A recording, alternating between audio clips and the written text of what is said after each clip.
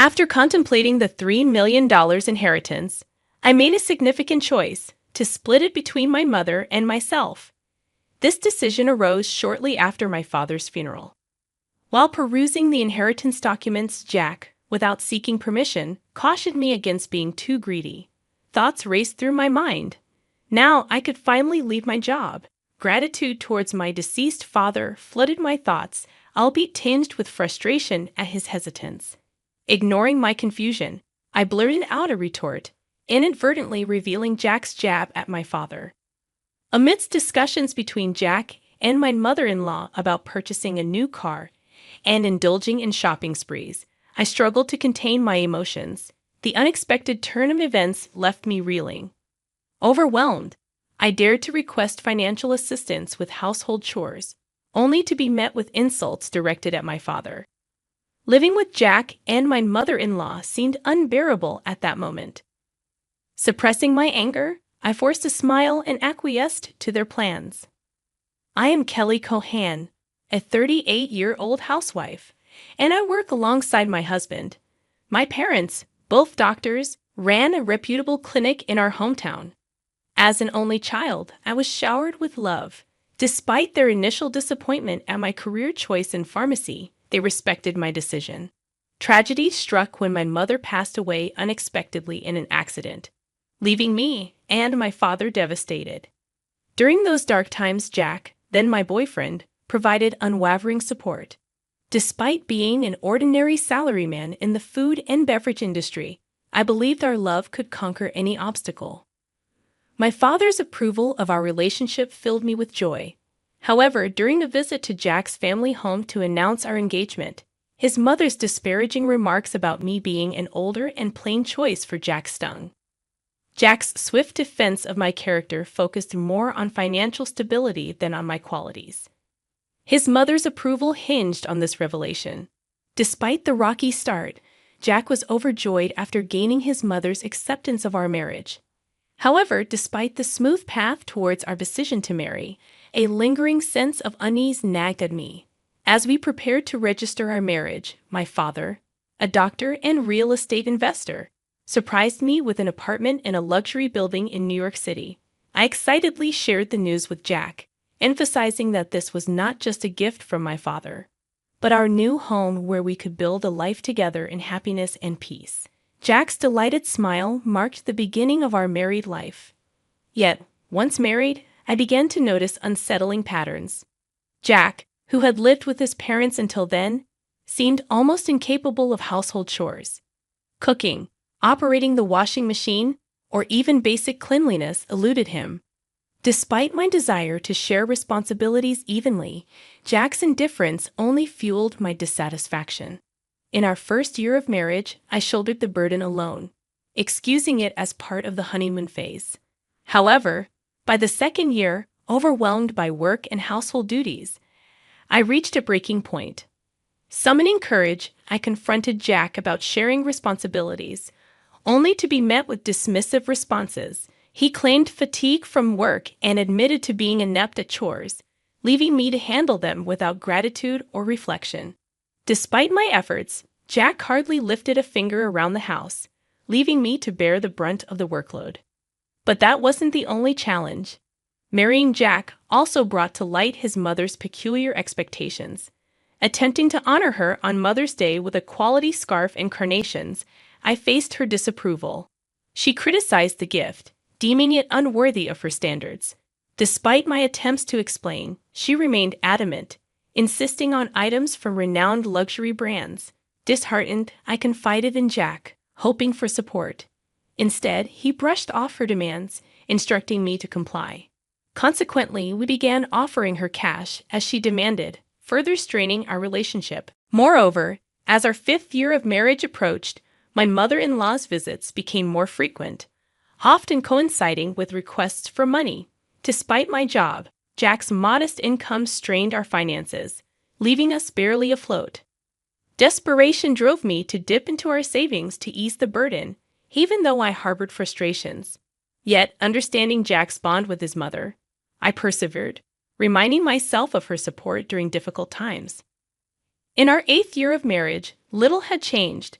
I continued to shoulder all household responsibilities while providing for my mother-in-law. Then, amidst this routine, an unexpected call from my father shattered the fragile equilibrium. Revealing his terminal cancer diagnosis, he urged acceptance of fate.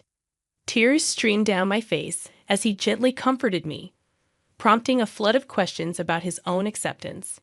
Balancing work, household chores, and visits to my father's hospital bed became an intricate dance.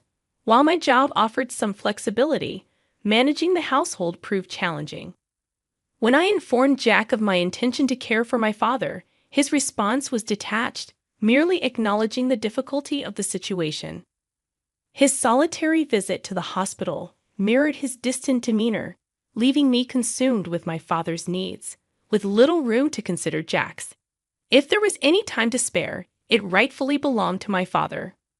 One day, as my father lay in his hospital bed, he unexpectedly inquired about my marriage with Jack. Caught off guard by the question, I couldn't help but ponder Jack's behavior at home and his mother's conduct. My hesitation did not go unnoticed by my father, who offered comforting words, assuring me that I need not endure any hardships and urged me to prioritize my own happiness. Overwhelmed by emotion, tears welled in my eyes, and my father silently but firmly clasped my hand. 3 months later, the inevitable moment arrived, and my father passed away, leaving me engulfed in profound sorrow. Amidst arranging the funeral, Jack displayed no interest in my grief and offered no assistance with the preparations. Despite his indifference, I was too preoccupied with the funeral arrangements to pay much attention to him. The funeral drew many friends and acquaintances, transforming it into a heartfelt farewell, even attended by the seemingly detached Jack and his mother. The day after the funeral, I received a call from a lawyer regarding my father's inheritance.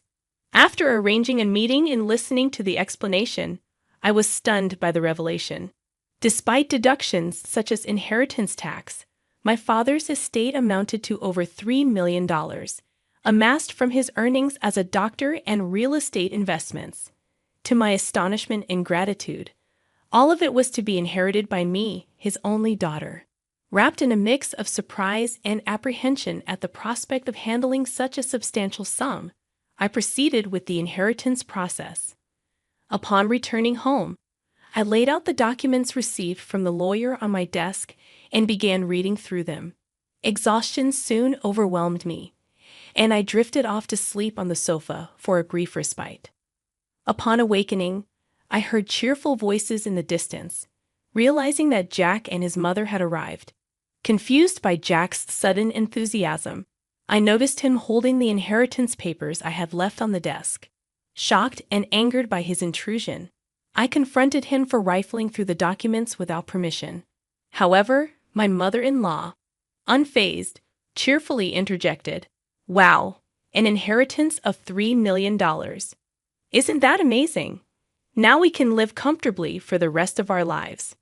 Perplexed by her sudden enthusiasm, I couldn't comprehend her words. Jack's demeanor shifted, and he adopted a more serious tone as he continued. "By the way, about this $3 million inheritance, I've decided it will be split between me and my mom." It was right after my father's funeral.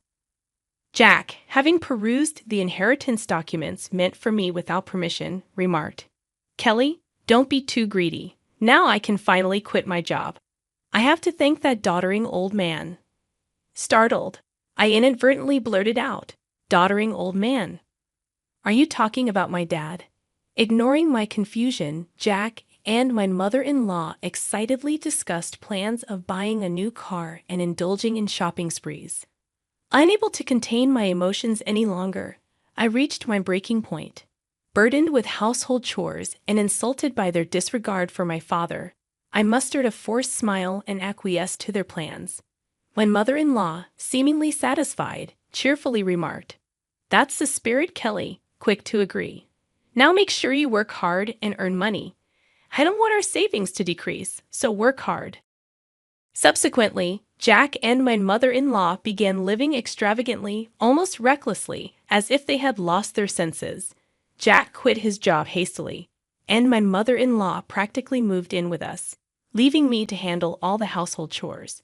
They indulged in lavish spending, draining our joint account and my personal savings rapidly. When I protested their excessive expenditures, Jack dismissed my concerns, claiming that with $3 million on the horizon, such spending was insignificant. Fed up, I issued a stern warning. I've already put a stop to it. But Jack completely ignored me. Then, a month later, Jack and my mother-in-law suddenly left for a trip to Hawaii without inviting me, leaving me alone at home. After seeing them off, I decided to take action. About a week later, while relaxing at home, I heard a loud knock on the door. Wondering what was happening, I glanced at the intercom monitor and saw Jack and my mother-in-law, both dressed in aloha shirts, standing at the front door. "What do you want?"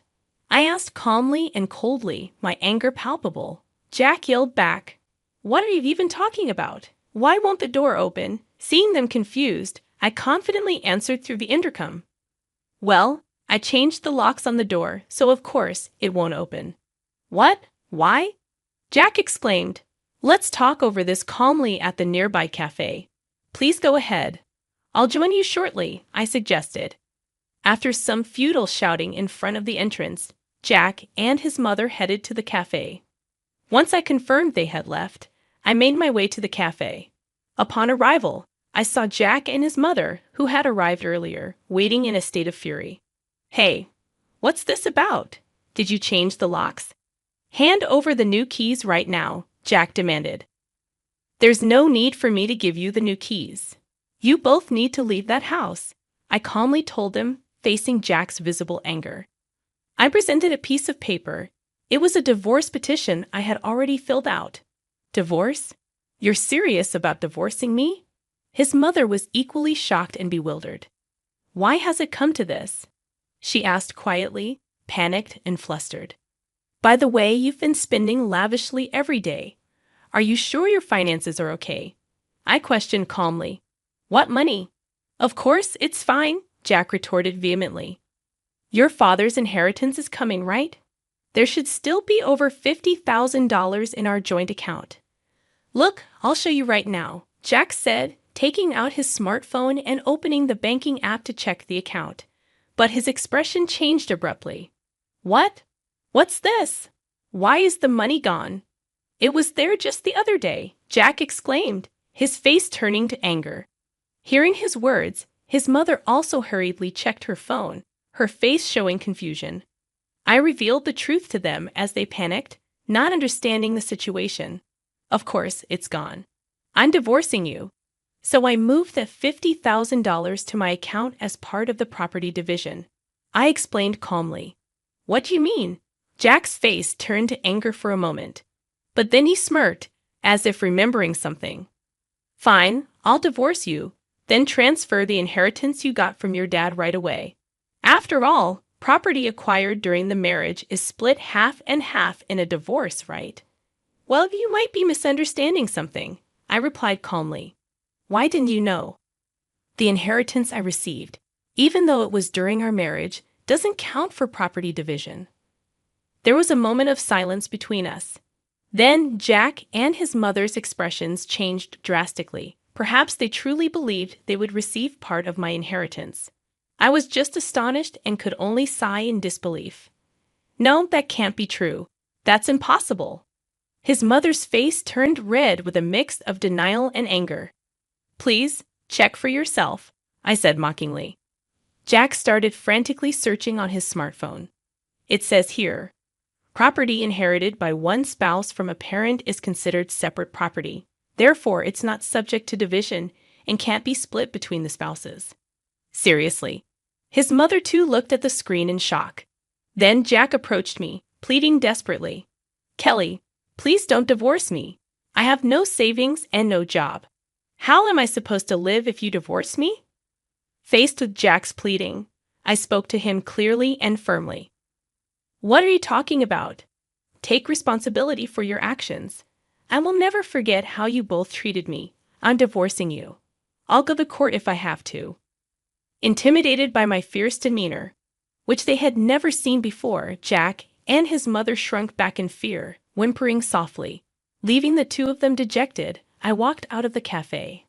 Later on, Jack and I were able to go through the divorce proceedings without any issues. The $50,000 I had moved from our joint account was recognized as part of the marital property division. Eventually, I managed to get Jack and his mother out of my house. Jack, having already squandered the money from the property division, found himself penniless. Furthermore, he was overwhelmed with bills from the overseas trip and other expenses he had paid for with his credit card. Quickly sinking into debt, Jack and his mother had to take on even more debt to make these payments, and they now live in a rundown apartment, working tirelessly every day to pay off their debts. The stark contrast to their former lavish lifestyle has been a huge shock for them.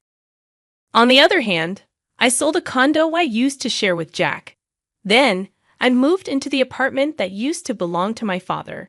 I continue to work as before, but with the inheritance I received from my father, I am living a comfortable life financially. With gratitude to my late father in my heart, I want to start anew and cherish my life ahead. I aim to protect my happiness and spend my days peacefully.